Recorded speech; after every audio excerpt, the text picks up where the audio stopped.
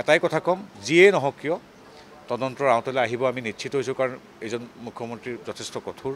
আৰু আপোনালোকে দেখিছে কি নিজৰ ভায়েক নাইকিয়া হ'লে যিদৰে বুকুত বিষ লৈ কামখিনি কৰে ৰেছপনচিবল ককায়েক বা হেৰি হিচাপে, আমি দেখিছোঁ তেওঁ বিগত 5 দিন নোখোৱা নেমেলাকৈ কি কৰি আছে। প্ৰত্যেক অসমীয়া মানুহ, তেওঁ বুলি নহয়, এই মানে সদিয়াতে থাকক বা ধুবুৰীতে থাকক, যি হয়তো গুৱাহাটীলৈ অহাও নাই, একেধৰণে আছে। গতিকে এনেধৰণৰ আৰক্ষী বিষয়াসকলে আপোনালোকে দেখিছে কালি এগৰাকী কনষ্টেবলৰ পৰা আৰক্ষী উচ্চপদস্থ বিষয়াসকলে যেতিয়া দায়িত্ব পালন কৰি আছে, সাংবাদিক আপোনালোকে যেতিয়া শ্বট লৈ আছিল তাত মই নিজে দেখিছোঁ সকলোৰে চকুত চকুপানী। গতিকে এই চকুপানীৰ মূল্য আছে। আমি ভাবোঁ যে আমি নিশ্চিত যে কিবা এটা আমি ভবাৰ দৰে যি ৰহস্য আছে, তাত মই জাজৰ দৰে কথা নকওঁ, যি ৰহস্য আছে এইবিলাক ফাদিল হ'বই। যদি কোনোবা দোষী আছে তো কোনো খাৰিজৰ কোনো প্ৰশ্নই নাই। SIT গঠন কৰিছে, গতিকে এতিয়া SITয়ে সম্পূৰ্ণ এটা শক্তিশালী তদন্ত কৰিব। আৰু তেখেতৰ আমি ভাষ্যটো দেখিছোঁ যে কোনো মানুহ সাৰি যাব নোৱাৰে।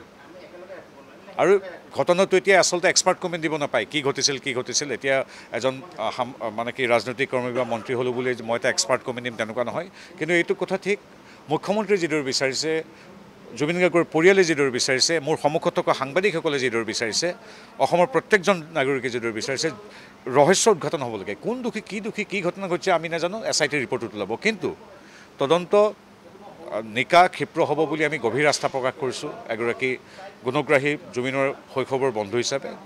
আৰু আমি আস্থা ৰাখিছোঁ যে আমাৰ SITয়ে আমাক আচল ভিতৰৰ যি ৰহস্যৰ এটা আৱৰ্ত সৃষ্টি কৰিছে। আছে ৰহস্য বুলি কিয় নক'ম, কোনোবাই ভিডিঅ'বিলাক এৰি আছে, মই মোৰ নিজৰ সাধাৰণ হেৰিভাৱে কৈছোঁ, এইটো চিৰিয়েল নেকি যে খণ্ড 1, খণ্ড 2, খণ্ড 3, খণ্ড কোনে উলিয়াইছে কি আছে, এইবিলাক আওতালৈ আহিব লাগিব। দোষী নিৰ্দোষীৰ কথা নাই, যিসকল মানুহ তাতে গৈছে তেওঁ দোষী নহ'ব পাৰে।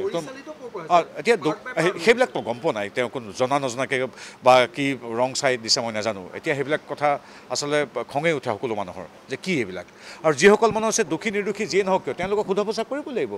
কোনবিলাক কথা অসমৰ ৰাইজে বা SITয়ে কথাবিলাক পুংখানুপুংখভাৱে জানিব লাগিব। গতিকে এইটো এটা আমি এতিয়া এটাই কথা যে মুখ্যমন্ত্ৰী মহোদয় কঠোৰ হৈছে, আৰু তাৰ আমি এটা ফল কি হৈছে কি নহৈছে আমি নিৰ্দিষ্ট সময়ৰ ভিতৰত আমি পাম বুলি আশা কৰিছোঁ।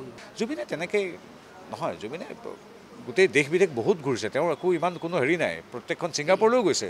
তেওঁ আৰু এতিয়া বিদেশ ভ্ৰমণলৈ যাম মই, তেনেকুৱা কথা নহয়। গতিকে এইবিলাক প্ৰশ্ন মই এতিয়া ইয়াত মানে কোনো ধৰণৰ কমেণ্ট মই নিদিওঁ, কাৰণ কি হৈছেতো আপোনালোকৰ দৰে ময়ো নাজানো। কিন্তু জুবিনৰ কথাহে কৈছোঁ, মই জুবিনৰ আজি ইমান পুৰণি বন্ধু, নিকট বন্ধু হিচাপে মই এইটোৱে কৈছোঁ, জুবিন বৰ স্বাভিমানী মানুহ। মাতিছে নাই মতা এইবিলাক সোধপোছ কৰিলে ওলাই যাব। মানুহবিলাকে ভাষ্য দিয়া নাই, যদি দুখ নাই মানুহবিলাকতো আহিবও লাগে, কথা পাতিব লাগে, যি জানে জনাব লাগে।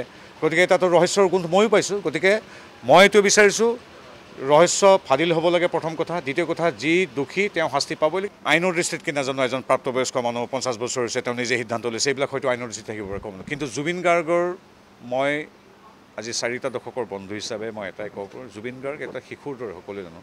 তেওঁক কিন্তু আলপৈচান ধৰা, তেওঁৰ ঠিকে খাইছে নাই, তেওঁক শুব লাগিব নেকি আৰু দৰৱ খাইছে নাই ইত্যাদি, তেওঁৰ দেউতাক আৰু সহধৰ্মিনীয়ে যেনেকৈ চাই, লগত থকা নিজকে যদি বন্ধু বুলি কোনোবাই কয়, যদি নিজকে সহযোগ বুলি কয়, তেওঁলোকে চাব লাগিব। সেই কথাত যিকোনো এজন বন্ধু ইজনে সিজনৰ প্ৰতি চাব লাগিব। সেই কথাটো ইমান আইনৰ দৃষ্টিত কি নাজানো, নৈতিকভাৱে এজন বন্ধু হিচাপে, এজন তেওঁৰ লগত থকা সহযোগী হিচাপে প্ৰত্যেকেৰ দায়িত্ব আছে। ইয়েছ ৰাইট, তেওঁক আগনিশা হৈছে নাই হোৱা, সেই শুই থকা মানুহজনক ৰাতিপুৱাইতো শুবলৈ নিদিয়াকৈ লৈ যোৱাটো উচিত হৈছে নাই হোৱা। হয়তো আইন ক'ব পাৰে যে প্ৰাপ্তবয়স্ক মানুহ তেওঁ ইচ্ছা কৰিছে, আমি কোন ক'বলৈ, সেইবিলাক মই নাজানো। কিন্তু মই তেওঁটোৰ বন্ধু আছিলোতো, আমি কিন্তু দিয়া নাছিল।